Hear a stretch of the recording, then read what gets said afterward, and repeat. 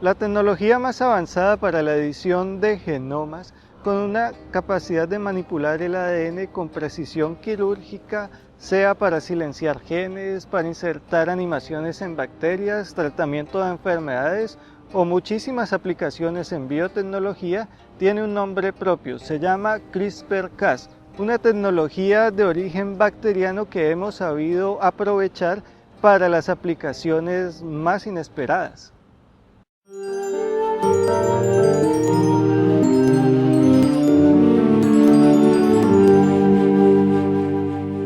CRISPR es una sigla que significa repeticiones palindrómicas cortas, agrupadas, irregularmente interespaciadas. ¡Qué nombre tan largo! Seguro que eso no nos dice mucho, pero si revisamos un poco de la historia de este descubrimiento, tal vez cobre un poco de sentido.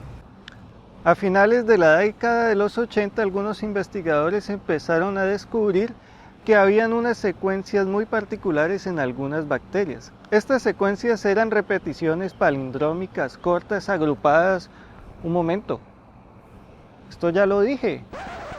En efecto, estas secuencias eran CRISPR y estaban presentes en las bacterias, en algunas bacterias, pero no era muy claro qué hacían estas secuencias ahí. Con el paso del tiempo y muchas investigaciones en el campo, poco a poco fueron descubriendo de qué trataba este inusual descubrimiento. Primero, encontraron que en las secuencias CRISPR habían presentes también secuencias virales de bacteriófagos. Y en segundo lugar, encontraron una proteína asociada a las secuencias CRISPR, la proteína Cas, que es una nucleasa. Las nucleasas son enzimas capaces de cortar el ADN. Lo especial de Cas es que es una nucleasa capaz de reconocer una secuencia exacta de ADN para cortar. Esta secuencia es indicada por una guía de ARN y en las bacterias esta guía sale de las secuencias CRISPR. Así que el sistema CRISPR-Cas fue desarrollado en las bacterias para combatir a los virus que querían infectarlas y poder destruirlos a todos. ¿Cómo lo hacen? Las bacterias guardan una pequeña secuencia de los virus que las infectan, los bacteriófagos, en las secuencias CRISPR. Así que cuando el virus ingresa a la célula tratando de infectarla y la célula ya tiene una copia de la secuencia de este virus, la célula está preparada para buscar esa secuencia, cortar el ADN del virus y dejarlo completamente inútil. Así que el sistema CRISPR funciona nada más y nada menos que como un sistema inmunitario de bacterias. Los humanos estamos aprendiendo a usar este sistema natural que, combinándolo con el conocimiento de la biotecnología molecular, genera una herramienta para la edición de genomas sin precedentes, un verdadero corta y pega del ADN y que sirve para muchas cosas. Para hablar con mayor profundidad en el tema, lo mejor es visitar un lugar donde trabajen con esta tecnología y consultar a un experto. Por eso he venido al CIAT, un lugar donde se investiga la agricultura tropical en la búsqueda de cultivos ecoeficientes, a conversar con una persona muy conocedora de la edición y transformación genética. Les presento al Dr. Paul Chavarriaga, el líder de la plataforma de transformación genética del CIAT, el Centro Internacional de Agricultura Tropical. Muy buenos días, Dr. Paul, muchas gracias por estar en el canal. Muchas gracias, Sergio, gracias por venir al CIAT a hablar un poco de qué es lo que hacemos aquí en este laboratorio. Bienvenidos. Gracias.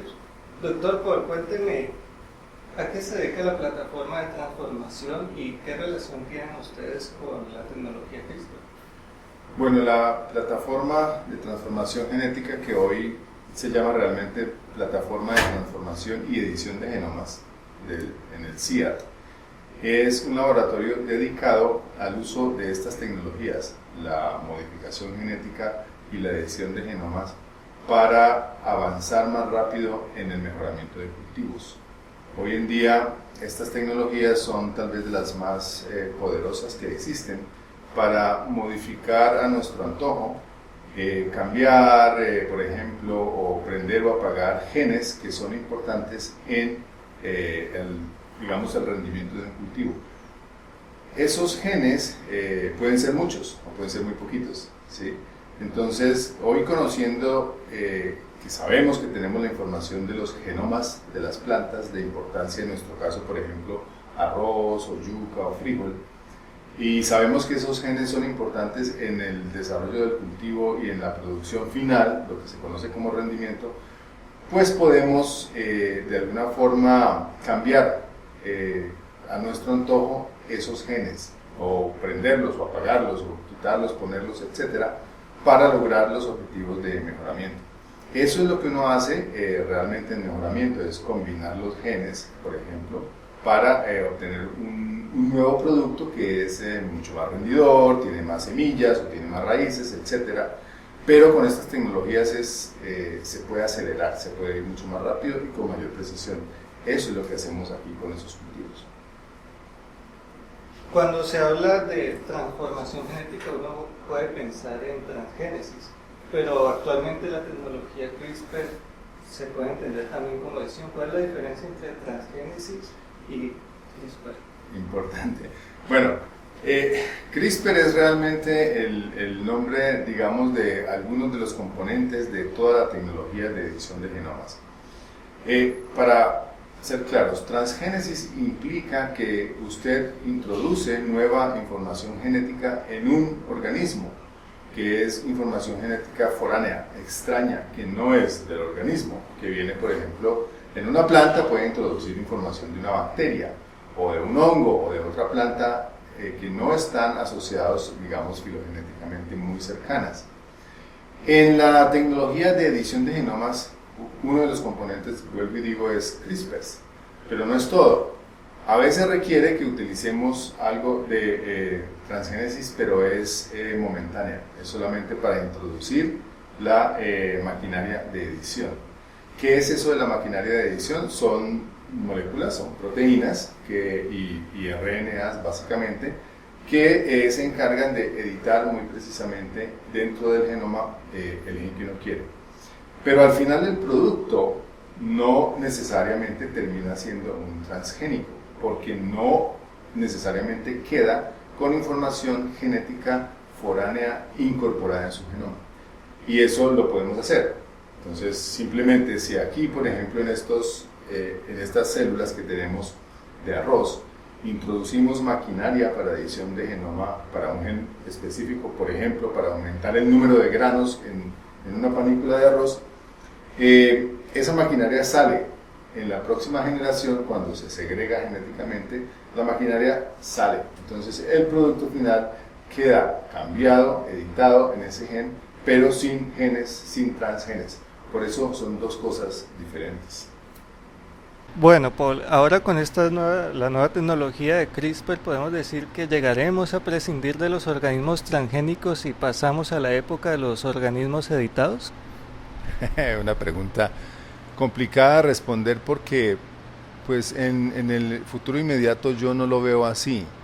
La agricultura hoy está dominada, la agricultura del maíz, de la soya, de la canola y de otros grandes cultivos, trigo entre ellos también, está dominada por el mercado transgénico, por las plantas transgénicas, especialmente aquellas en las cuales hay resistencias, por ejemplo, a herbicidas o resistencias a insectos. Esas dos características casi siempre vienen de genes que son de otras especies, bacterias, hongos, etcétera. Si para la agricultura es necesario mantener esas características porque los rendimientos así lo exigen y porque, digamos, la presión poblacional sobre la alimentación así lo exige, y no tenemos otras fuentes de genes, yo no veo cómo vamos a dejar a un lado los transgénicos. No lo veo en el futuro inmediato. Pero obviamente debido a las presiones también de la sociedad respecto a los miedos infundados y falsos sobre la seguridad de los transgénicos en la alimentación y en el mundo y para la salud humana y la del ambiente, la gente tenderá a desplazarse hacia esta tecnología que no necesariamente requiere de transgénesis para obtener un producto que está editado. Uno puede hacer aquí en el laboratorio, como ustedes están viendo, la gente trabaja con arroz y al final no necesariamente tengo que usar transgénesis para obtener una edición. y no tengo que usar transgénesis para, por ejemplo, incrementar la calidad o el número de los granos en una planta, ¿sí? Puedo no usarlo. Entonces, eso hará que la percepción sobre la tecnología de edición con CRISPR-Cas9 pues sea mejor, sea, no sé, más sana, más amigable, etcétera. Por ahora creo que convivirán las dos por un buen tiempo.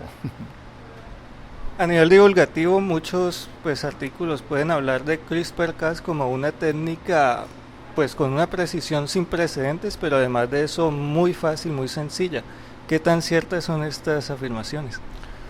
La primera es muy cierta, la precisión con la que uno puede editar dentro de un gen una parte que uno quiere es bastante alta.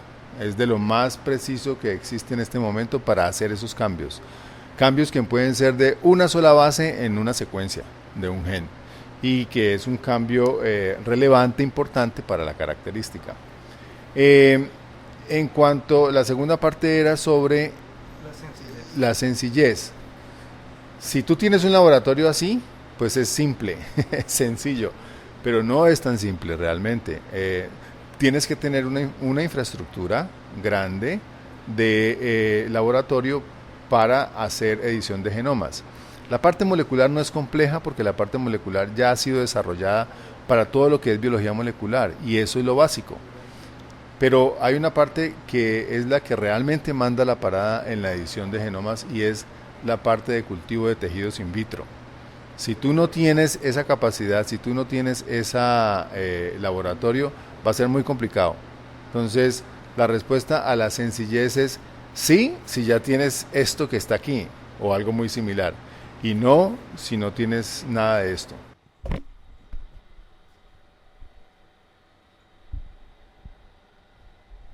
Bueno, Paul, cuénteme de la patente de esta tecnología. Bueno, lo primero que hay que tener claro, que la gente que tiene que tener claro sobre el uso de la tecnología es que está patentada, ¿sí? Y la patente realmente ha sido como distribuida entre dos grandes grupos de investigación.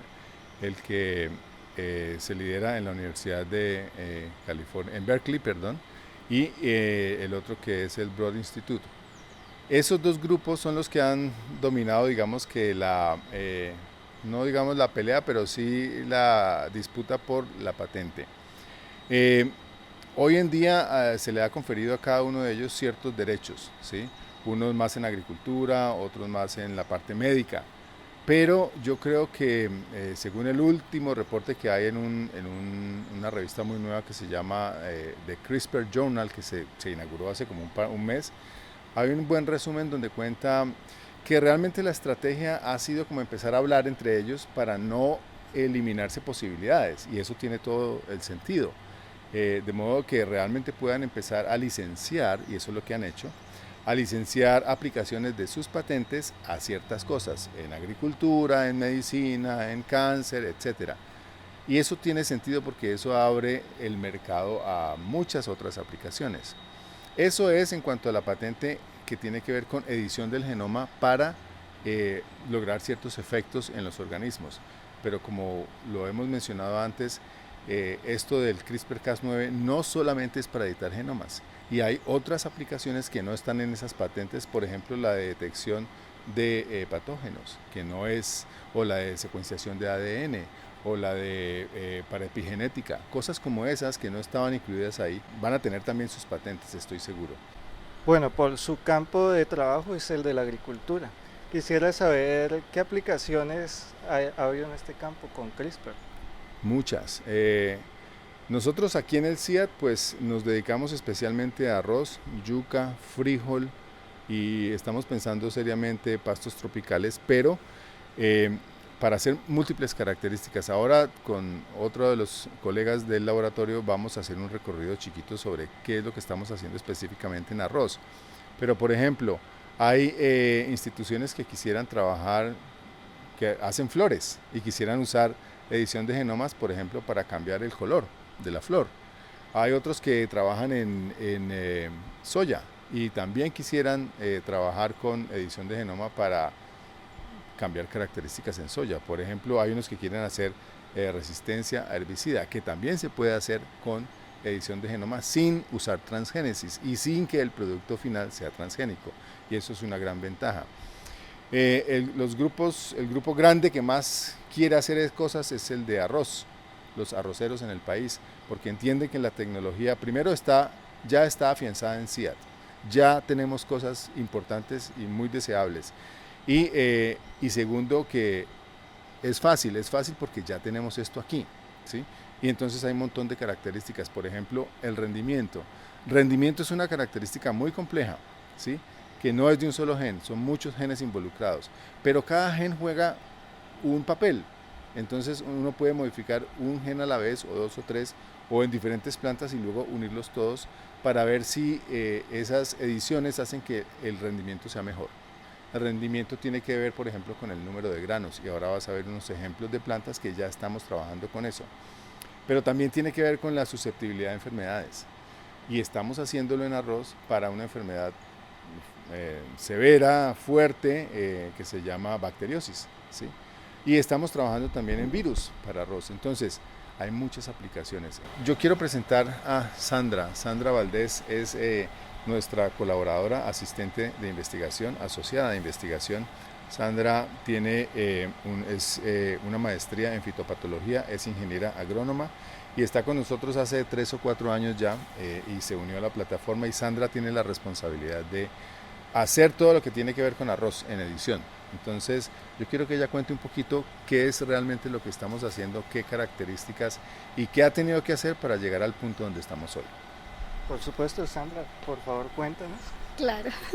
Bueno, con respecto a lo que nosotros hemos venido trabajando en arroz con la tecnología de CRISPR, nosotros realmente iniciamos con una prueba concepto que se realizó en una de las especies modelos de arroz. Es modelo porque es una especie que se trabaja para evaluar diferentes características, y una vez nosotros estandarizamos los protocolos de obtención de plantas in vitro y la evaluación de plantas editadas, ya lo que hemos decidido es tratar de introducir nuevas variedades a todo este proceso de obtención de plantas in vitro, que es uno de los pasos más importantes para la edición de genomas. Lo que estamos trabajando ahora son en líneas que son de aquí de Colombia, de Argentina, de Uruguay, que nosotros podamos, una vez los mejoradores quieran trabajar evaluando sus características, podamos usarlas para CRISPR. En este caso nosotros mantenemos un invernadero donde lo que hacemos es crecer todas las plantas que van a ser nuestras donadoras del material para ser editado, y con el que vamos a trabajar todo lo que es la parte in vitro. Esto obviamente para que los mejoradores tengan opciones de escoger su material que quiera editar para evaluar las diferentes características. Nosotros ya iniciamos el proceso editando características de androesterilidad, obteniendo plantas que son 100% estériles en cuanto a polen, y la idea es producir también plantas totalmente masculinas. Ya tenemos plantas editadas con un gen que parece que está involucrado en la resistencia al virus de la hoja blanca. Entonces es una herramienta que realmente sirve para la validación de genes y que puede ser una herramienta muy útil, o lo es, para mejoradores. Y estamos también editando para producir mayor número de granos por panícula. Entonces ya son realmente muchos proyectos que se están trabajando en arroz y que han funcionado, y ya hemos obtenido plantas editadas, y pues la idea es seguir creciendo y crecer no solo en esas especies modelos, sino en especies que sean de importancia económica y de importancia para los arroceros. Bueno, sabemos que la tecnología CRISPR se puede aplicar en cualquier organismo, que puede ser un animal, hongo o bacterias, y por supuesto en humanos. Y mi pregunta es, en cuanto a aplicaciones médicas, ¿cuánto se ha avanzado y qué posibilidades hay a futuro? Entonces, un ejemplo muy concreto de eso es para combatir virus, enfermedades virales, que los virus infectan células, y las células les muestran a los virus dónde anclarse para inyectar sus material genético y reproducirlo, etc. Y esos sitios de anclaje son proteínas. Y en la medida que tú puedas modificar esa proteína, sacar la célula del cuerpo humano, modificar esa célula para que no permita la infección del virus y reincorporarla y ayude a mejorar, digamos, el estatus de la persona, pues va a servir. Y en eso se trabaja mucho, se trabaja con leucemia, se trabaja con virus, se trabaja con cáncer, etc. Pero no solamente para edición, también para, digamos, entrar a las células utilizando el CRISPR mismo, la proteína misma, como un mecanismo para remediar dentro del cuerpo humano, o para, ¿cómo se llama?, para enviar drogas para el cuerpo humano, para mejorar cosas en el cuerpo humano. En esa medida se pueden utilizar, pero tiene sus limitaciones, ¿sí? Y enfermedades donde todo el cuerpo humano necesita una edición, pues es imposible, ¿no?, pensarlo de esa manera. Bueno, Paul, muchísimas gracias por asistir a esta entrevista, por aceptar la invitación y estar aquí en el canal explicándole a la gente más sobre esta tecnología tan moderna. Bueno, muchas gracias a ustedes por estar aquí en CIAT y por la difusión que logramos con ustedes. Muy amables por venir. Gracias. Y a los suscriptores, muchas gracias por ver todo el video. Espero que les haya parecido muy interesante el tema, porque lo es. Y muchas gracias por todos los likes, la suscripción, por supuesto, el compartir y todo lo demás. Y no es más, nos vemos en un próximo video. Chao, chao.